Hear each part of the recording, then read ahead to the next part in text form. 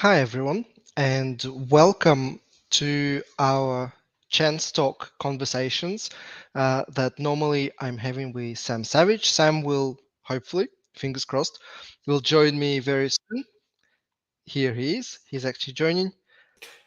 Oh, let's see. I got to drag this guy up here. Sam, hi. I just went live, and I Oh, started okay. saying hello. So we are live. Very good. Good Hi, morning, everyone. everybody, or afternoon, or wherever the heck you are. Exactly.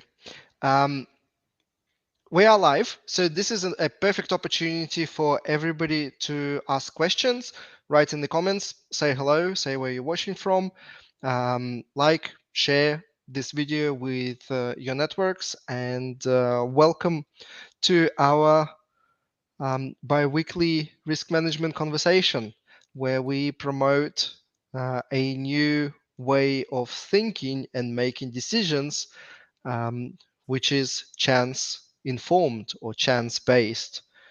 What's the best way? How would you put it, Sam? Well, so that's the topic of today's discussion. Let me try another one on you. How about chance compliant? Okay, So, that's a strong word. so look, uh, um,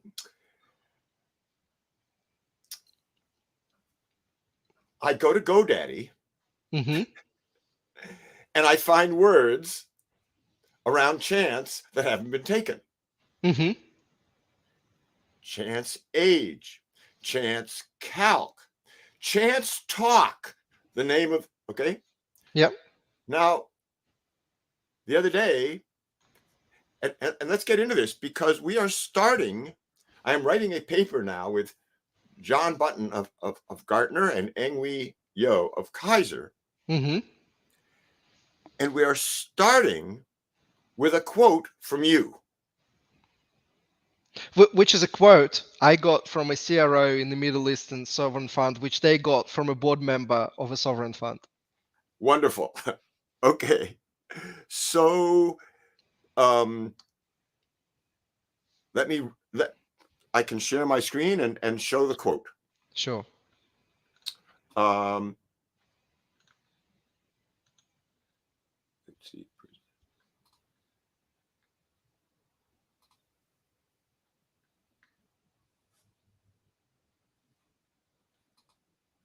Let's see. Oh, here. Right. Okay. Which screen to share? Oh, here it is. Oh, let's see. It didn't share. Oh, it's okay. Oops, I sorry. want to share. Let me know when you want it on the screen. Yeah. Okay. And hello to everybody who's watching us. And don't forget, you can watch. This is, by the way, this is you can kind of see it in the title, but I just want to get this across. This is the 22nd episode that we're doing of Chance Talk, and all the previous episodes are available on the Risk Academy YouTube channel under the playlist and the podcast called Chance Talk. YouTube now lets you save a playlist as a podcast. So I've turned Ask Sam into a podcast. I don't know what that means, but technically we're a YouTube podcast now. Okay. So I'm going to try to share the screen again. It's Hmm. not letting me share the screen I want to share. Window. Here we go. Um, so let's share this for now. Yep. It's on the Okay. screen. Let's start with this. Here's the quote. Why do we receive performance data on Tuesday and risk management data on Wednesday? Shouldn't risk and reward be reported together? Okay. Yeah, and I stand by it. I very much believe in this. It should be risk-based performance, not performance abstract in the vacuum and then Exactly. risk separate. Exactly. So now let's start talking about the word risk. Imagine that I am running a an investment house. Okay. And I say, we have two departments. We have one department for our investments that lose money and one department for our investments that make money. Well, how do you know which department to put them in before the fact? You don't. So risk itself, the word is the culprit for several reasons. One, it's in the eye of the beholder. Now, it is embedded in our language, so we cannot get rid of it. It's not like that. Mm-hmm. But to have a risk management department is like having a loss management. Yeah, you manage the losing stocks, right? So we were kind of racking our brain as to what would be a good word for this. And I don't think we know yet. But the word chance. Yeah. What's on the short list? Chance? So look, no. The point is, if you can model chance, chance has neither good nor bad connotations, right? Mm-hmm. There's a Mm-hmm. chance of making money, there's a chance of losing money. But what people are not managing correctly these days is chance. And the reason they're not is they're just using averages. Mm-hmm. So that's when I went out to GoDaddy again the other night and found that chance compliant and chance compliance were both available. So Mm-hmm. $11. So I bought them. And Yep. my wife said, how about Chance Academy? Right? You've got Risk Academy. Okay. Yep. Chance Academy. It was $3,000. I Nice. passed. Nice. How about Chance Management? That was $2,000. I passed on it. Oh, and then I went to Chance Enhanced. That was $11, and I bought it. Oh, I was just going on a shopping spree. Chance Enhanced is actually a very nice name. But the key is the word chance. And remember, maybe you've heard this from me. I know you've heard it from me before, but let me just say Mm-hmm. that I went to GoDaddy and I tried to buy ageofchance.com. It was taken because there was a British rock group called Age of Chance. And then I looked up bronzeage.com and it was $50,000. And I looked up chanceage.com and it was $11. So I bought it. So, hey, if you want to be the father of the Chance Age, make me an offer, right? No, I own Chance Age. But it was not an obvious thing. I was asked by a very smart engineer at one point, what do you mean by a probabilistic model? I had to think about it. So again, I go back to my favorites, the dice. These are obviously probabilistic, right? A probabilistic model tells you the chance of something. Oh, the chance that when I roll this, it's greater than 2, right? Versus a model based on averages. Here's my famous average die. We should be selling these things, Alex. We got to set these things up. Here's the average die with 3.5 dots. So, Yep. so let me tell you what we're writing about, which is inspired by this. And it's going to take us to the St. Petersburg paradox very shortly. Mm-hmm. Mm-hmm. Mm-hmm. Now, the paper I'm writing is with John Button, whom you know, Mm-hmm. Engwee Yo, whom you know, wonderful risk manager at Kaiser Permanente. And the ultimate direction of the paper is something that we're calling FAIR in Legoland. Now, FAIR stands for Factor Analysis of Information Risk,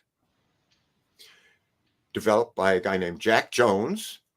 It's embodied in a software package called Risk Lens, but it is basically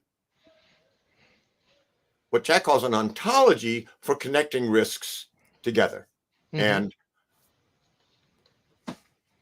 And at the very beginning of it, like with all risk management, you think about like the chance of something happening times the consequence of it happening. Mm-hmm. And that's where the failure begins if you don't do it right. Mm-hmm. So, Especially if it's not just chance of something happening, it could be a frequency, a number of times something could happen. well, there are all sorts of ways it can go wrong, but let's start with Yeah. this. Let's start with this. Let's see if. Can you Oh, make your screen a little bit bigger? I'm working on it. So the thing is, my screen isn't live. So I've got to stop sharing. It didn't really share the screen Uh-huh. live. Okay, go to present, correct? Yes.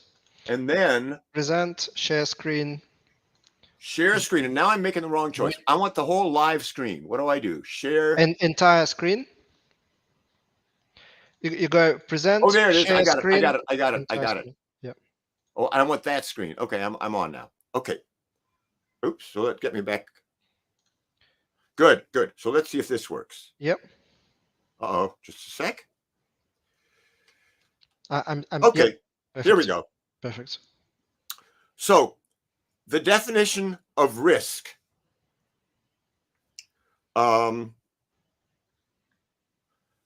Consider the risk of losing $1 billion with a likelihood of one chance in 1,000. So chance events, either good or bad, may be viewed as bar graphs called histograms. And so here I have the histogram that I'm talking about. 999 chances out of 1,000, you lose nothing. One chance out of 1,000, you lose $1 billion. And We now, have a question from LinkedIn. please. How does that differentiate from opportunity risk? I don't know, do we need Well, to wait a second. clarify the question? Well, opportunity risk? Look, we haven't even defined risk yet. So let's come back to that question. Sounds Okay? good. I want to come back to that. Sure. Hi, Mohammed. Thank you for saying I'm not hello. going to use the word risk yet. That's what's important. Mm-hmm. There's this uncertainty, which can be described in terms of chance. Oh, yeah. 999 chances out of 1,000, you get 0. One chance out of 1,000, you lose $1 billion. Okay? So now what is the definition of risk? We have been taught, oh, hold on, let me hide that thing. So we have been taught that risk is measured as the likelihood of an event multiplied by the consequence of the event. Mm-hmm. So I have a formula for this risk now. So the risk, I'm going to trash this in a second. The risk is 0.1%. That is 1 in 1,000 times a billion equals $1 million. Oh, this is $1 million worth of risk. Okay, great. Now let's look at another risk. So this next risk, we look at the picture. The pictures don't lie. 9 chances out of 10 that nothing happens. And 1 chance out of 10 that we lose $10 million. Everyone got that? Mm-hmm. Oh, good. Let's look at the formula. 10% times $10 million is $1 million. If you're observant, you may notice that that's just what we got last time. Yep. Okay, let's look at another risk.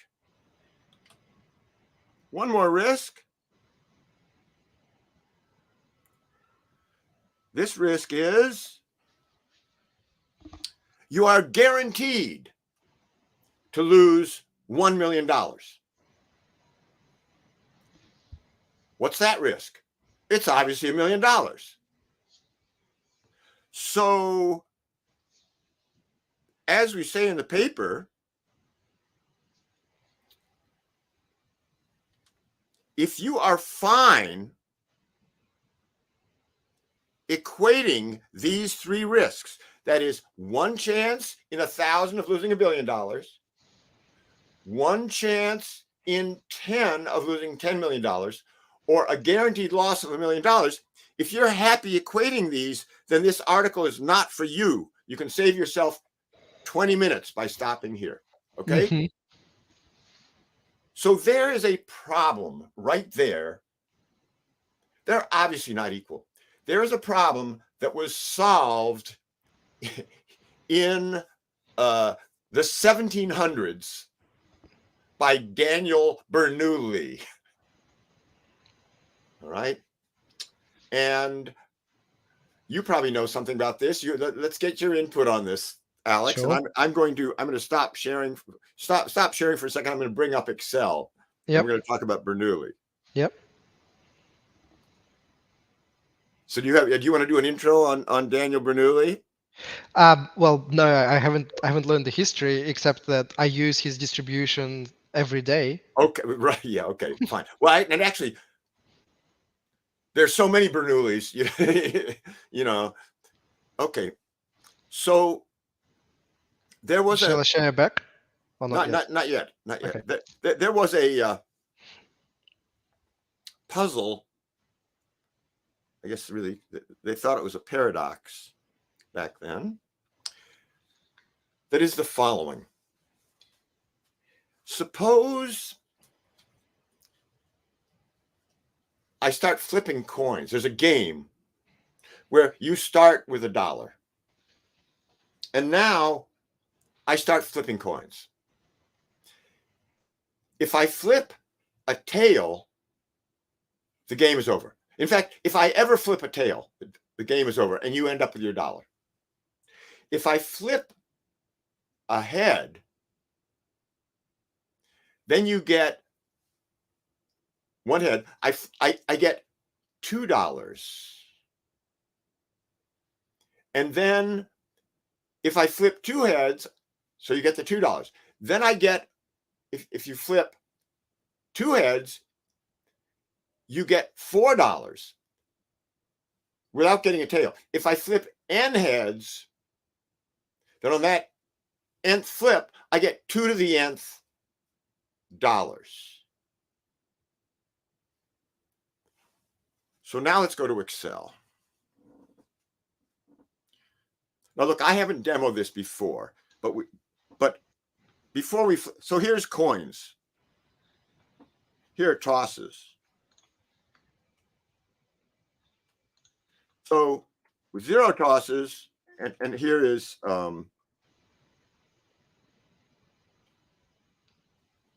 wealth. You get $1.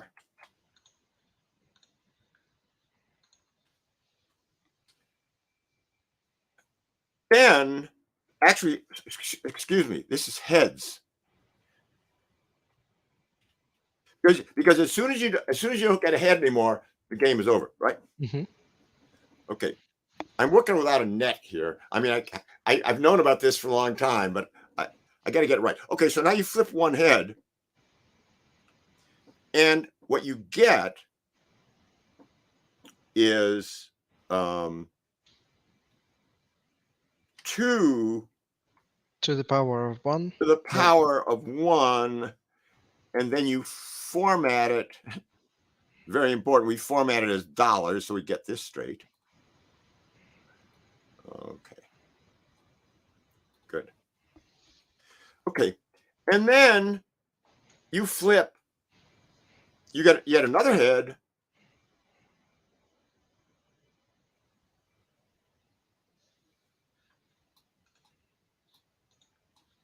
Oh, come on. Copy. Paste. All right. We keep working our way down. So let's just go 3, 4, 5.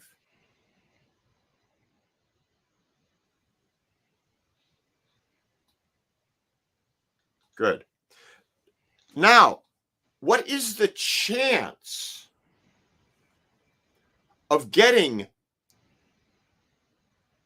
this many heads? So the chance of getting the $1 is 100%.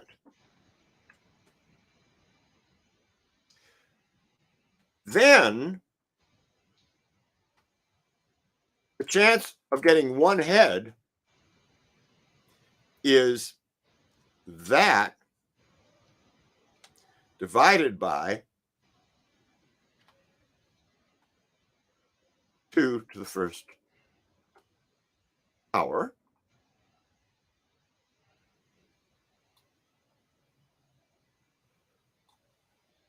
%50. And then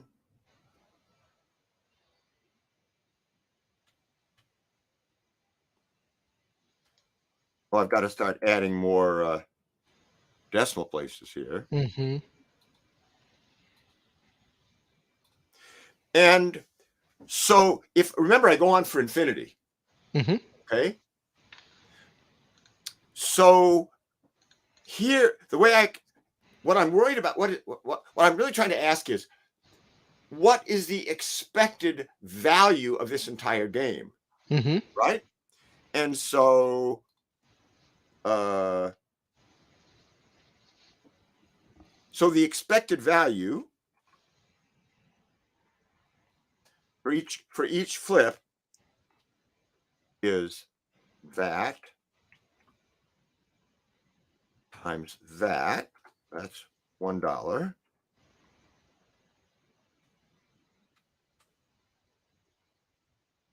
Uh-oh. Come on. I must just a sec. 50. Oh, wait. That's wrong. Hold on a minute. Oh, yeah. Just a second.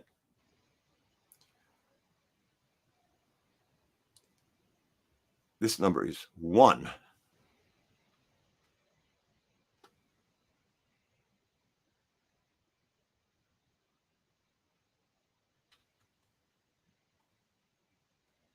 Now I can reduce decimal places.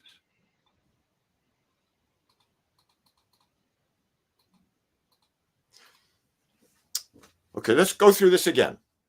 I keep flipping coins. As long as I keep flipping heads, we double the amount. What's the chance of flipping 3 heads in a row? 1 over 2 to the third, 12.5%. 5 heads in a row. Okay. Oh, how about 10 heads in a row? In fact, here I'm going to copy this whole thing. I'm going to copy this down here. And like, how about, so 10 heads in a row? Look, if you flip 10 heads in a row, you make $1,024. Mm-hmm. Well, it's very unlikely, isn't it? 1 chance in 1,000. Well, but you could also flip 100 heads in a row. Well, if you do, oh, well, you're making a fair amount. Oh my God, look, how much money is that? Oh, it's too big for Excel to display. Is that our problem? Okay. We'd have to explain it, but it's a lot of money. Okay. And look, here's the key observation. The expected amount for each flip is $1. So you have to sum these from 0 to infinity. That means that, technically speaking, this game is worth an infinite amount of money. Mm-hmm. Right? That would mean I walk up to you, I say, Alex, I'm going to let you play this game, but you have to pay me to play it. And by the way, it's worth an infinite amount of money. Are you going to pay me an infinite amount? Hey, I'll just take everything you own, your entire net worth, to play this game. It depends. Should I pay before or after I play? Yeah. The problem with this is the way Bernoulli explained it. Mm-hmm. This number down here, which let's go to a number that at least we can represent. 20, well, that's 1 million. 30,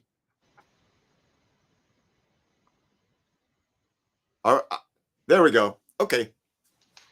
You flip. There's not a very big chance of this, but okay. But here's the explanation for this. There we go. Okay. So what is this? Wait a second. Oh, I think that's a trillion. Is that? Yeah. No, it's a billion. 73 million Yep. Times the tiny percent that will happen means on average, yeah, that's worth $1. Here's the deal. For you, $1 billion is not worth that much more than, say, $10 million. Right? If I said, Alex, here's a choice of $10 million or $1 billion, or let's say $100 million or $1 billion, you're not going to tell the difference. You're never going to spend all that money. It means that $1 is not worth $1, that it has some value to you that economists call utility. And here's another example. There's an expression, I bet my bottom dollar. Mm-hmm.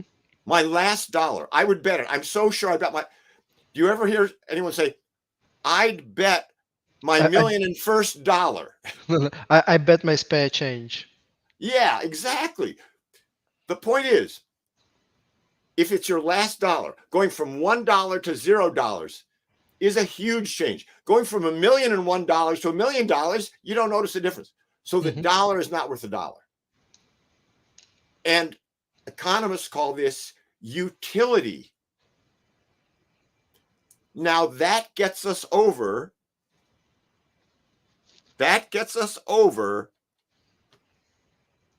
the problem of all three of these risks being equal. Now we're going to get into another problem in a second, and this is really important.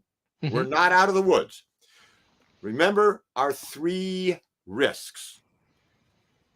One chance in 1,000 of losing $1 billion, one chance in 10 of losing 10 million, or a guaranteed loss of $1 million. Bernoulli would say those are not worth the same thing. You don't just average them.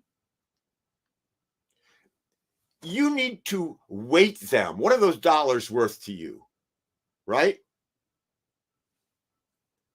So now I've got a little table here I'm going to blow up. Mm-hmm.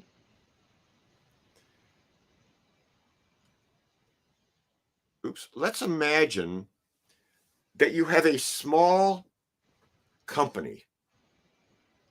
It's worth $1 million. No, excuse me. Sorry. It's worth $10 million. All right. And I'm only looking at risks 2 and 3. Risk 2 is a 10% chance of losing $10 million. Right. But I'm going to go to Bernoulli. And by the way, if I lose $10 million, it's horrible. I lose my entire company. Everyone who works for the company is out of work. It's just a complete disaster. All these friends of mine and I, we built this company up, and we're now all living in cardboard boxes. Total disaster. So Bernoulli would say, you have to weight those dollars. Those dollars are so horrible. When you lose 10 million of them, we're going to weight those, say, by 10. Where does that number 10 come from? That's your decision. Risk is in the eye of the beholder. If you're Bill Gates, you're not worried about losing $10 million, right? So you would not have a 10 there. But you can imagine someone who would have a 10 there because losing the 10 is just disastrous. 10 on a scale from 1 to 10 being No, important, or 1 to on 100. It could be 1 to any 100? number. Any Okay. number. Okay, so it's a weight. Okay, weights that as long as should they equal to 100? No, the weights do not. No. So here's a way of thinking about it. Hmm. You allocate importance almost. It's just how important it is to you. So Hmm. so let's go through the kind of discussion we would have. Hmm.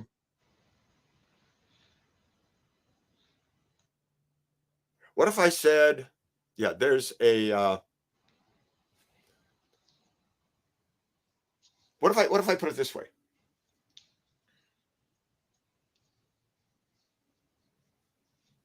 What if I put it this way? Alex, there's a chance you're going to lose $1.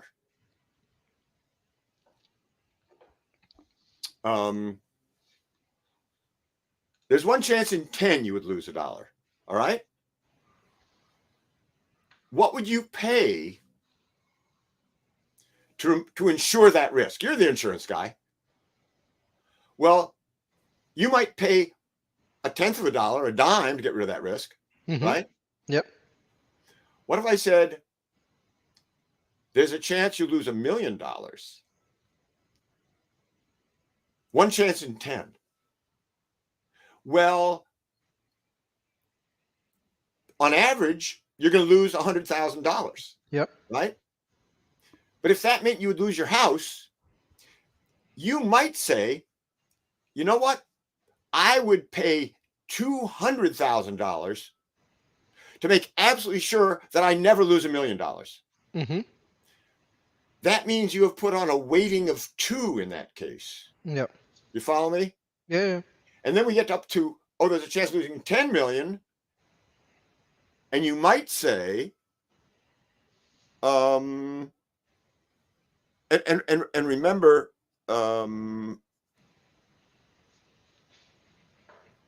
there's this, it's only a chance. So, what would I pay up front? You can Hmm. run your numbers way up. Yep. So there's this other risk where there's a 100% chance of losing 1. Right? Hmm. And so if we look at the risk numbers, if we weight them, we're weighting the first one as 10 million. Hmm. And we're weighting the next one as 1 million. Because this one is so much worse. Hmm. Now, where the issue shows up is when you try to add these together. So Bernoulli figures out how to model a single risk. But when you start adding up risks, you get into horrible shape. So what happened was we have this one risk 2 that's a 10% chance of losing $10 million. Hmm. And we say that's a $10 million risk. The other risk is a 100% chance of losing $1 million. But what if I had 10 of these risks? Then I would add them all up. And then 10 times 1 million. See, here my weight is 1 million. With the $1 million, I'm not putting on Bernoulli's weight. So if I add up the 10 of these, I get $10 million, which is a certain loss of $10 million. Yep. And I'm now equating that with one chance in 10 of losing $10 million. It's ridiculous. The math doesn't work, Hmm. right? Hmm. The point is that without basically doing simulation or probabilistic models that give you chances, you get ridiculous results. Hmm. Okay, so we don't need to share this anymore. It's risks don't add up Unless you simulate the addition of well, risks. Yeah, that's I mean right. that's exactly the point. I've recently published a free little guide on kind of the typical risk register and the mistakes people make, and I've taken 10 risks exactly the same kind of incorrect math of probability versus the times the consequence and then adding them up. And then I went through the whole process correctly with Bernoulli's. Then I added the next level of complexity. I changed some of the Bernoulli's to Poissons.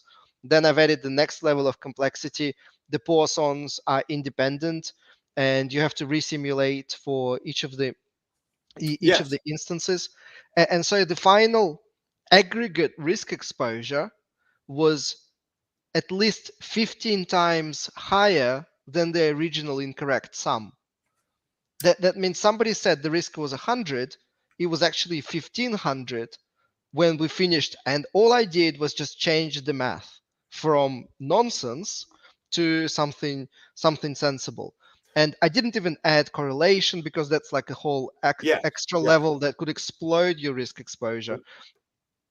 But I think another way of looking at it is this. So here's risk not adding up. Mm-hmm. And by the way, I mean, it can be distorted in both directions. I'm rolling a die.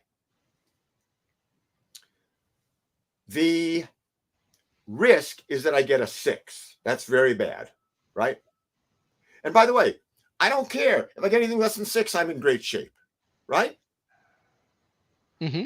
So, but there's only one chance in 6 that I'm going to get a 6. Yep. So I'm going to say the risk of the die is 1/6 times 6, or 1 risk unit. Mm-hmm. Well, now I'm going to add up 10 dice.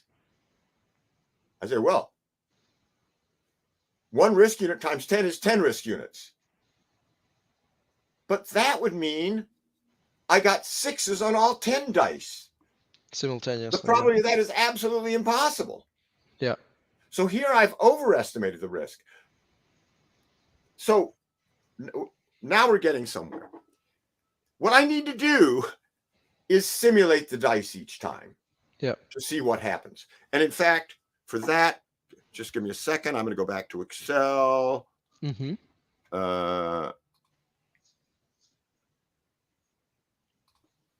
And I'm going to share. Yeah, share me again. Yep. So one of the things that's just been an amazing boon to risk management is that the Excel data table lets you simulate dice. And the field of probability management, which I helped develop, says, look, we're going to model the uncertainty of the die as 10,000 die rolls. It's 10,000. There they are. And now, if I simulate one of these dice, just so everyone knows what's going on, there's an index statement in here. I know some of you have seen it before. That's trial 1. That's trial 2. We've got 10,000 trials.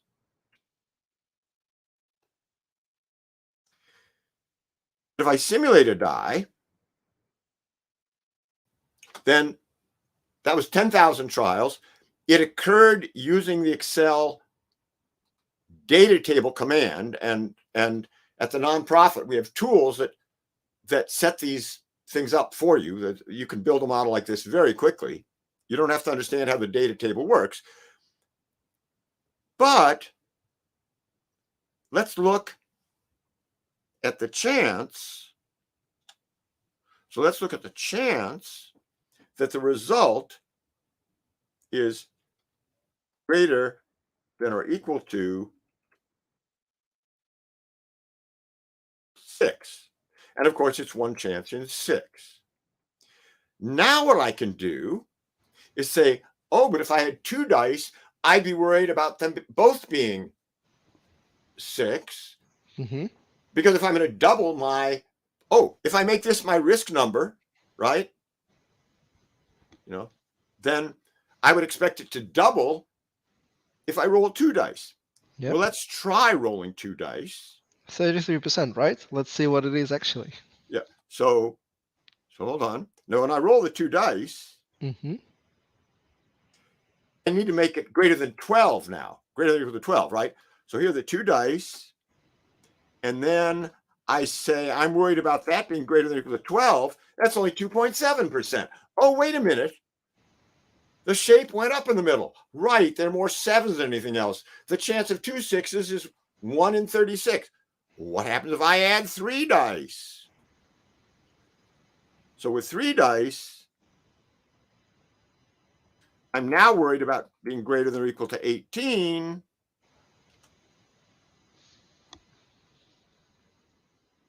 Oh, 0.5%. So what we're doing is now simulating the results. We're adding together all these trials, and at every step, we have a probability distribution. So now, edging risks without simulation, I think, never really works out well. Either way. we don't know. It can for certain extremely simple problems where you can do the math, right? But in general, you can't do it. So now this leads us to the next point of where we're headed with a paper. You got to simulate. Simulations, and you have to simulate everything. I got hundreds of risks. So the next thing people do is they build a giant simulation with hundreds of risks in it because they all have to be added together. And the giant simulation eventually collapses under its own weight. It's like a sand castle. If instead you represented your risks as these things we call SIPs, stochastic information packets, these 3 SIPs could have been created in 3 separate programs. Mm-hmm. One in Python, one in R, one with the person actually rolling a die 10,000 times and writing down the numbers. It wouldn't matter. We can add them together later. And so the real theme of the paper is, number one, you can't do it in your head. Number two, you sure can't add it up. You got to simulate. But you don't want to simulate in something that looks like a sandcastle. Mm-hmm. You want to simulate with something that looks like Lego blocks. As much as possible, develop simulation modules that can be added together. Well, that I think is a very important message, because I mean, this is actually what I am doing right now in my work. You have this huge financial models with monthly cash flows for the next 30 years, and it's humongous, and it takes hours to incorporate all the uncertainties and change all the assumptions to distributions and then run the simulation. And then you created this kind of this humongous monster. I think the alternative that Sam is proposing, which is very, very valid, is you simulate different important assumptions in individuals or standalone models specifically designed for generating these SIPs, these strings of random numbers. And then you can just pull these numbers as the result as a very lightweight addition into any model in the company. And that just makes so much practical sense, because you can change simulations afterwards separately, and it will just re-update all the models equally, and all sorts of benefits. Well, why don't you stop sharing for a sec and I can find another file. Mm-hmm. So, Alex, remind me, did we in here let's see. Hold on a second. Did we do the example where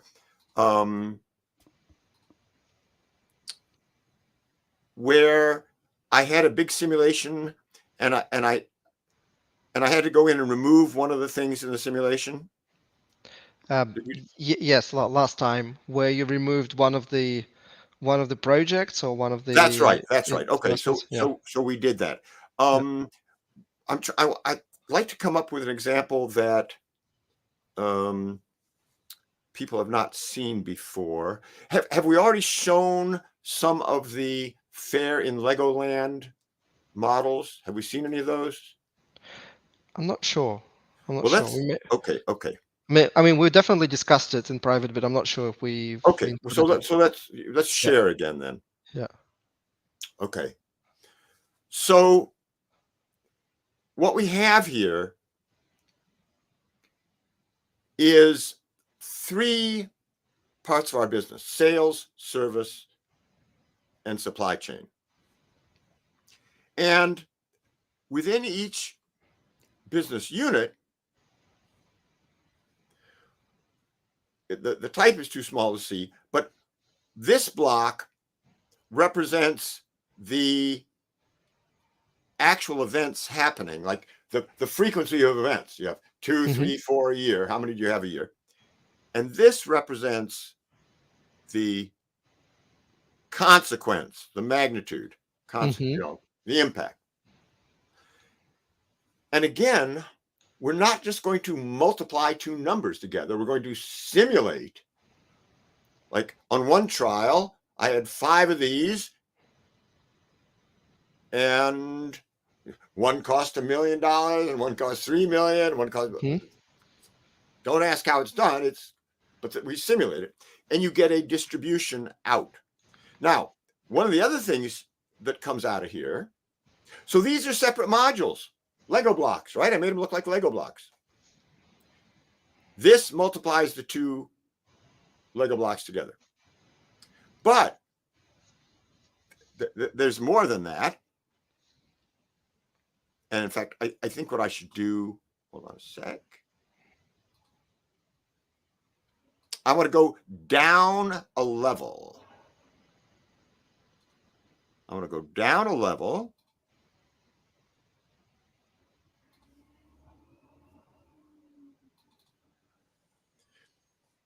To this. Mm-hmm. So now we can see that the left block here is the loss event frequency per year. Mm-hmm. Looks like 6 per year if you don't do anything. Mm-hmm.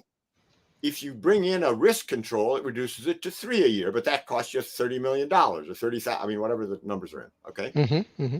And on the right hand block, we have a single loss magnitude, which means here, 50% of the time, it's 150 million or less. 90% of the time, it's 250 million or less. And but we could also control the loss, and then we reduce it to 10 million and 200 million there.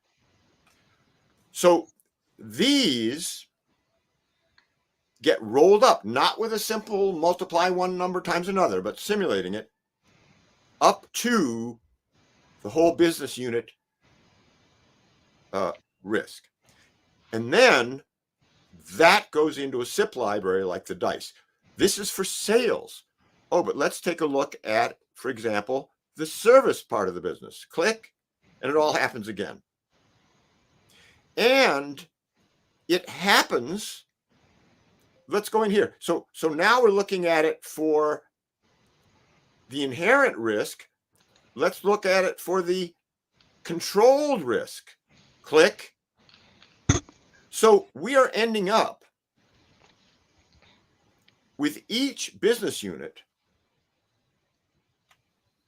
We're ending up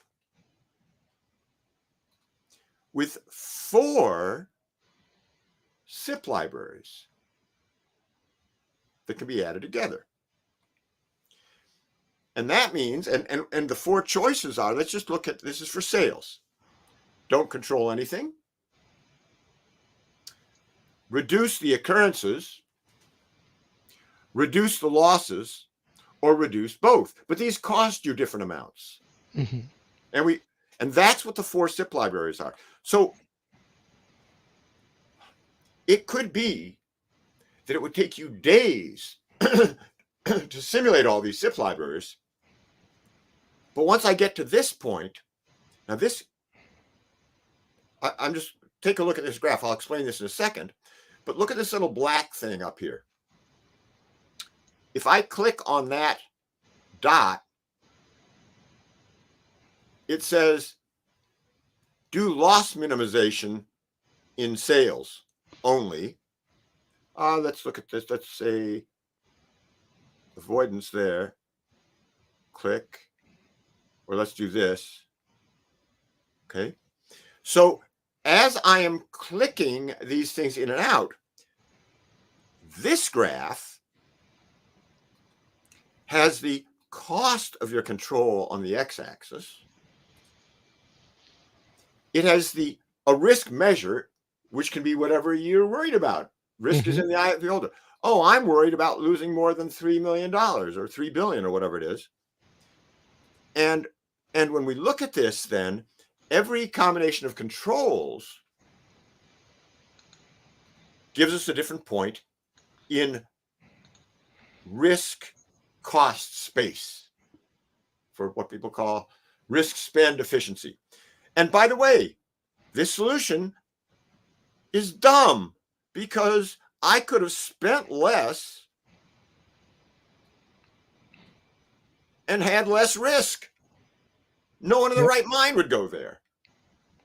And if you're familiar with the efficient frontier in finance, if we somehow draw a line, around these dots over here, these are the efficient mitigations, and anything to the right is nuts, and anything to the left is impossible.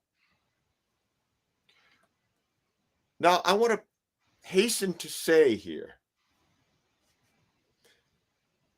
that you can't always break risks up into Lego blocks, right? There are some things that are simply too interconnected, but at least you want to make a stab in that direction. And I want to, this, by the way, is where real risk management comes in. How do I make a model that's simple enough to provide useful information, without giving up too much? And I want to, and interactive enough for decision makers to kind of really feel the impact of their assumptions on the decision. It has got to be interactive. It's got to be interactive. And I want to use Doug Hubbard's beat the bear fallacy here. So you can always find models that require more detail. But the beat the bear fallacy is, you're off in the woods with a friend and you're hiking and a bear starts tracking you. And so you pull on a pair of track shoes